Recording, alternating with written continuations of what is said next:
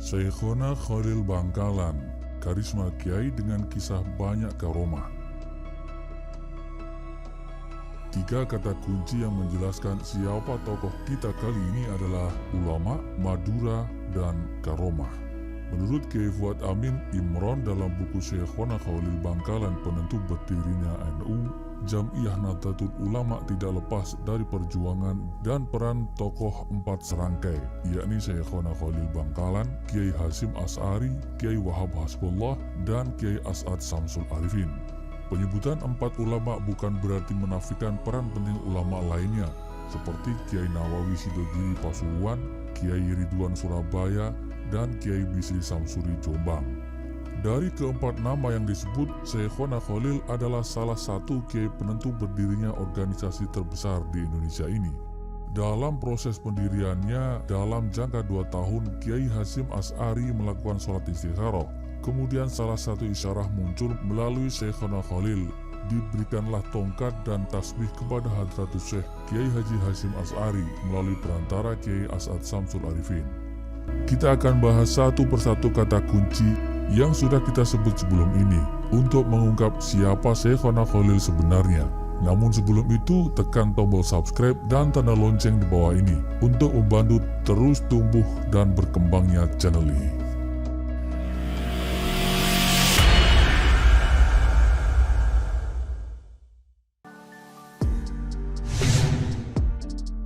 Kita buka kata kunci yang pertama, yaitu Madura. Madura secara administratif masuk wilayah Jawa Timur, tapi Madura adalah sebuah pulau yang berada di luar Pulau Jawa, tepatnya sebelah utara Jawa. Catatan abad 14 Bu Prapanca di dalam Negara Kertagama sedikit menjelaskan Madura dulunya menjadi satu dengan Pulau Jawa.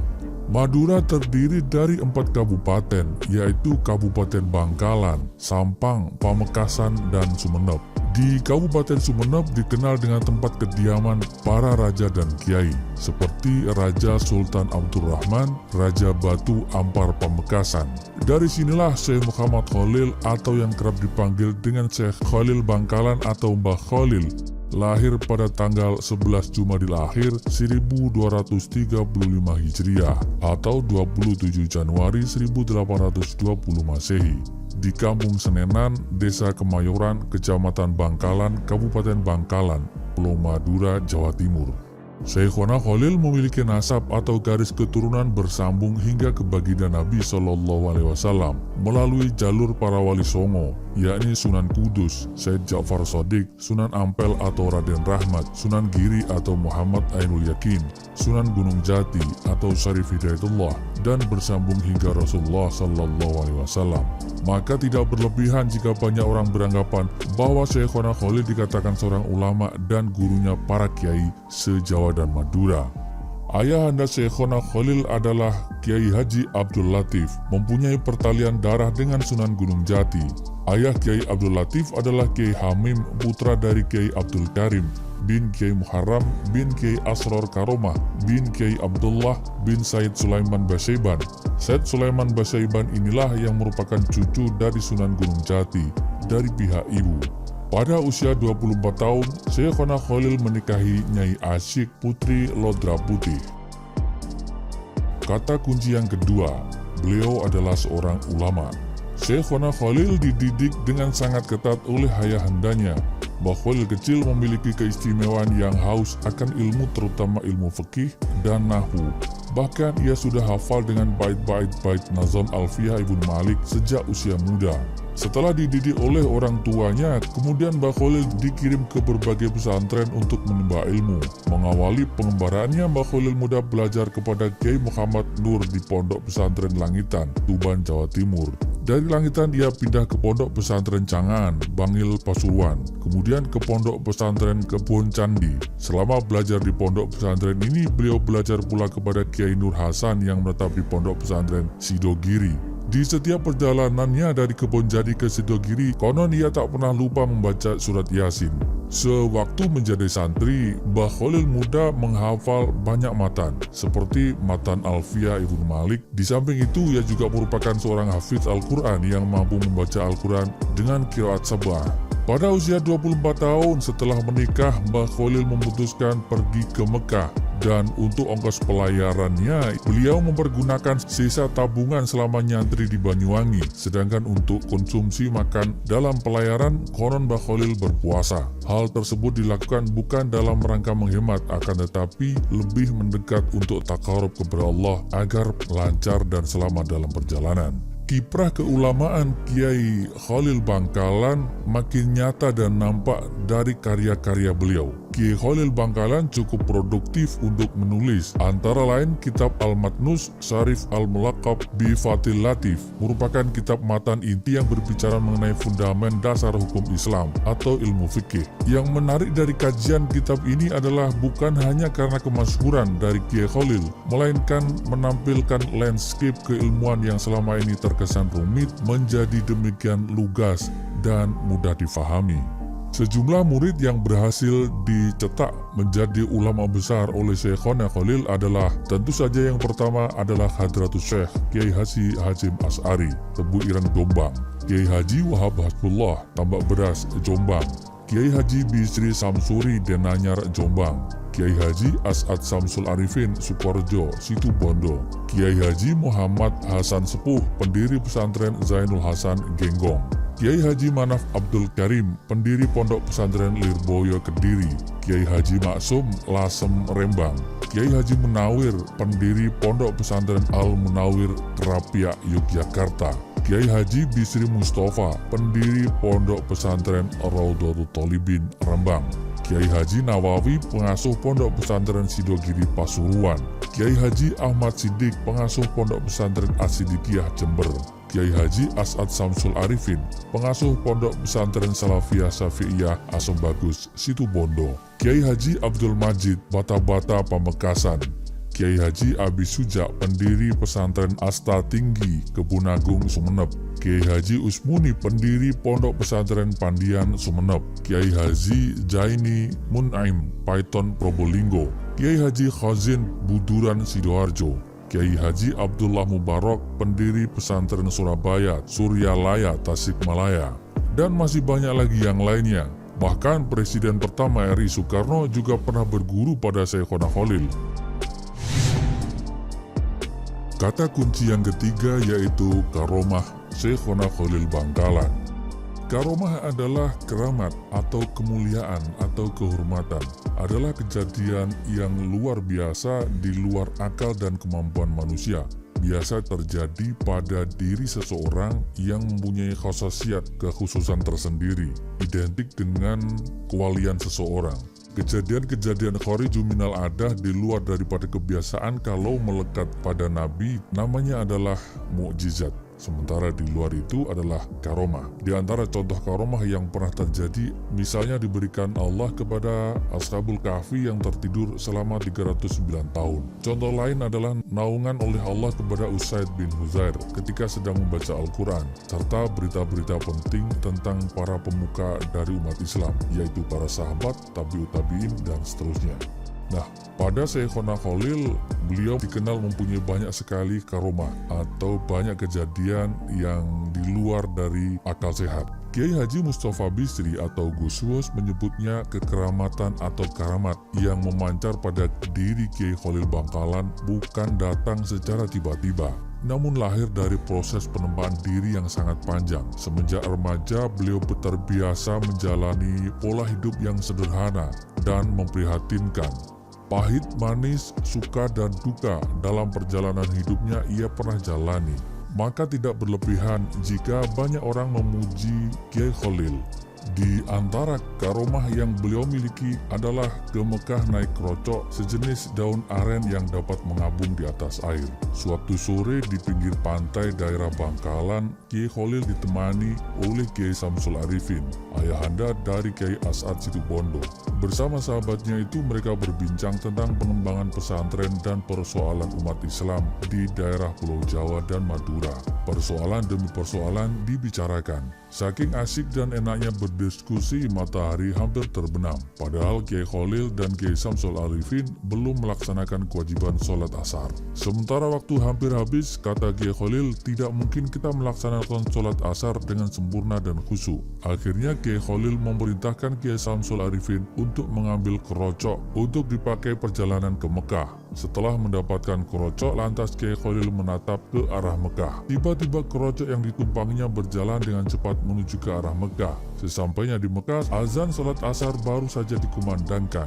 Setelah mengambil wudhu, Kiai Kholil dan Kiai Samsul Arifin segera menuju shaf pertama untuk melaksanakan sholat asar berjamaah di Masjidil Haram. Cerita lain datang dari Kiai Maksum Lasem yang dikurung kemudian disuruh ngajar dan didoakan.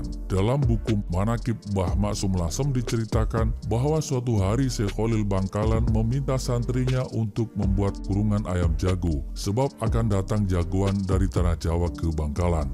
Keesokan harinya datang seorang pemuda bernama Muhammadun, nama Mbah Maksum waktu muda, yang berusia 20 tahun dari tanah Jawa.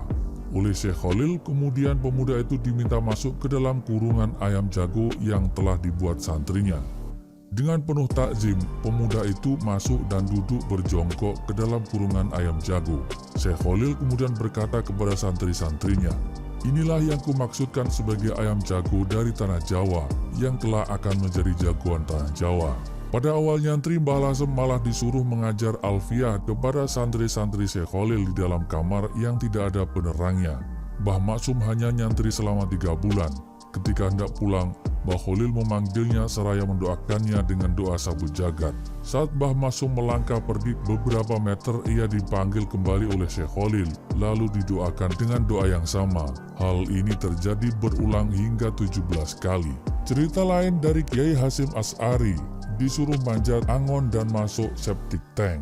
Ketika awal nyantri, Hasyim Asy'ari muda disuruh naik ke atas pohon bambu, sementara Syekhona Kholil terus mengawasi dari bawah, sembari memberi isyarat agar terus naik dan tidak boleh turun sampai ke pucuk pohon bambu tersebut. Kiai Hasyim Asy'ari dengan ta'zim terus naik sesuai perintah gurunya. Begitu sampai di pucuk, Syekh Kholil mengisyaratkan agar Kiai Hasyim langsung loncat ke bawah. Tanpa pikir panjang, Kiai Hasyim langsung meloncat dan selamat. Ternyata hal tersebut hanya ujian kepatuhan seorang santri kepada kiainya. Sebagai murid, Kiai Hasyim tidak pernah mengeluh ketika disuruh apapun oleh gurunya, termasuk ketika disuruh mengembalakan kambing dan sapi, mencari rumput dan membersihkan kandang. Ia menerima perintah gurunya sebagai khidmat kepada sang guru.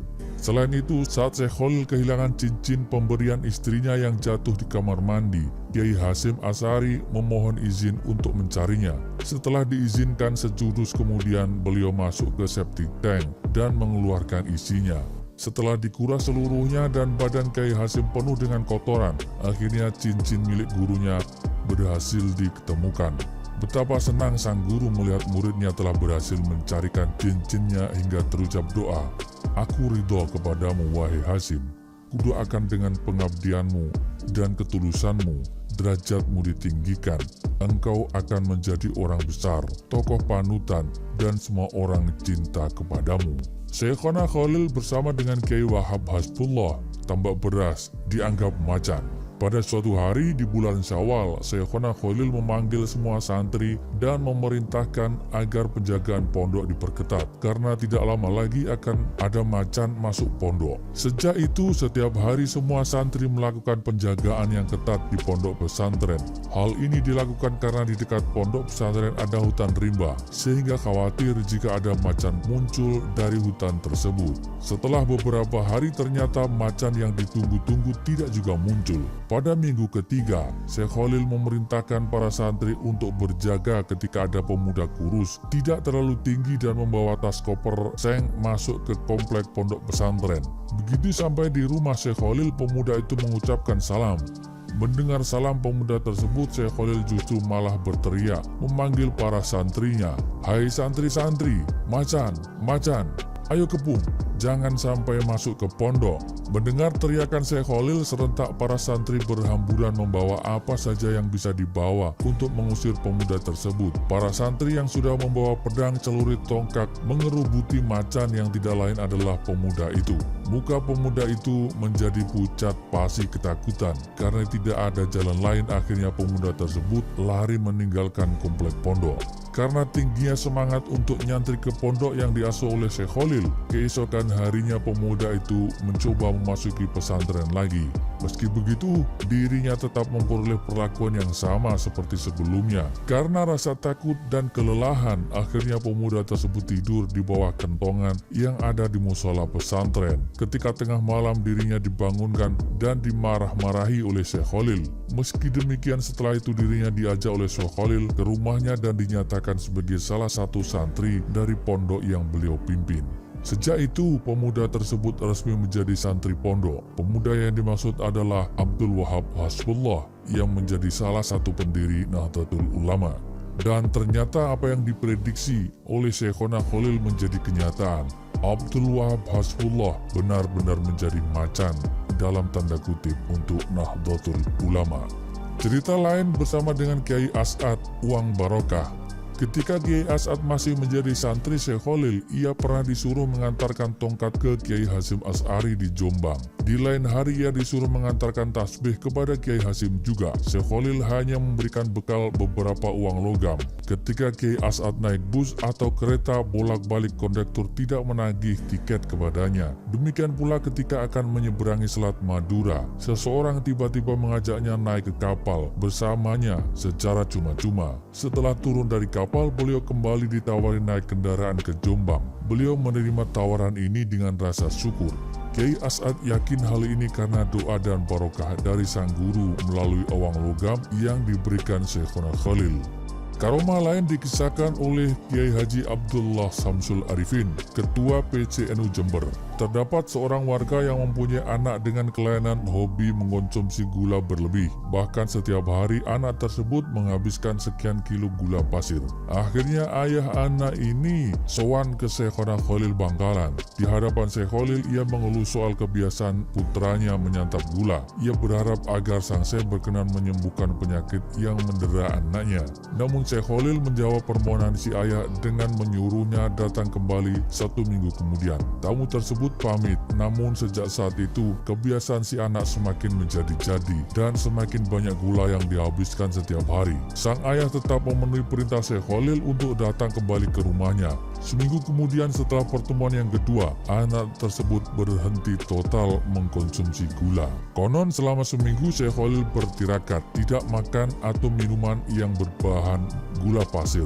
Pesannya sederhana, jika ingin menyuruh sesuatu, maka harus mengerjakannya terlebih dahulu. Kalau ingin melarang sesuatu terhadap orang lain, maka yang bersangkutan dahulu yang wajib memberi contoh ingin larangannya dipatuhi. Kiai Khalil tertawa keras saat sholat. Pada suatu hari, salat jemaah yang dipimpin oleh seorang kiai di sebuah pesantren tempat Syekh Khalil muda mencari ilmu. Ia tertawa cukup keras. Setelah selesai sholat, kiai menegur Syekh Khalil muda atas sikapnya tersebut yang memang dilarang. Ternyata Syekh Khalil muda masih terus tertawa meski kiai sangat marah terhadapnya. Akhirnya ia menjawab hal yang menyebabkan tertawa keras, bahwa ketika sholat berjamaah berlangsung, dia melihat sebuah berkat atau makanan yang dibawa sepulang kenduri. Ia melihat berkat di atas kepala sang kiai. Mendengar jawaban tersebut, sang kiai sadar dan malu atas sholat yang dipimpinnya. Karena sang kiai ingat bahwa selama sholat berlangsung, dia merasa tergesa-gesa untuk menghadiri kenduri yang mengakibatkan sholatnya tidak khusyuk. Kiai Khalil ditangkap lalu dibebaskan oleh Belanda. Syekhona Khalil pernah ditahan oleh penjajah Belanda karena dituduh melindungi beberapa orang yang terlibat perlawanan terhadap kolonial di pondok pesantrennya. Ketika Belanda mengetahui, Syekh Khalil ditangkap dengan harapan para pejuang menyerahkan diri. Tetapi ditangkapnya Syekh Khalil malah membuat pihak Belanda pusing dan kewalahan karena terjadi hal-hal yang tidak bisa mereka mengerti, seperti tidak bisa dikuncinya pintu penjara sehingga mereka harus berjaga penuh supaya para tahanan tidak melarikan diri. Di hari-hari selanjutnya, ribuan orang datang ingin menjenguk dan memberi makanan kepada Syekhona Khalil. bahkan banyak yang meminta ikut ditahan bersamanya. Kejadian tersebut menjadikan pihak Belanda dan sekutu merelakan Syekh Khalil untuk dibebaskan.